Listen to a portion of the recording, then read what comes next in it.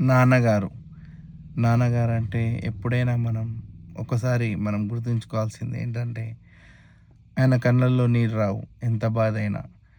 ముఖం పైన చిరునవ్వే ఉంటుంది. ఎంత బాధైనా. ఎంత అయినా గానీ నాన్న అనేవాళ్ళు ఎప్పుడూ ఏడవరు. ఎందుకంటే, నా అనేవాళ్ళు బాధపడతారు కాబట్టి. నా అనేవాళ్ళు బాధపడద్దు కాబట్టి తండ్రి ఎప్పుడూ కూడా ఏడవరు. ఆయన దుఃఖాన్ని లోపట్లోనే దిగమింగుకొని ఆనందాన్ని పంచుతూ ఉండేవారే నాన్నగారు.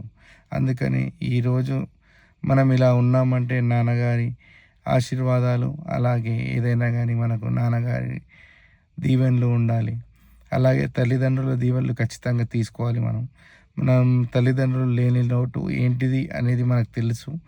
రాను రాను అందరికీ తెలిసి ఉంటుంది. కాబట్టి ఎప్పుడైనా గానీ మన పిల్లలు కొత్త బట్టలేసుకోవాలి, మన పిల్లలు కొత్త షూస్ ఏసుకోవాలి, ఫెస్టివల్స్‌కి ఇలా ఉండాలి, పార్టీస్‌లో ఇలా ఉండాలి అన్నీ అంటాం. కానీ ఒక్కసారి నాన్నగారు ఎలా ఉండాలి?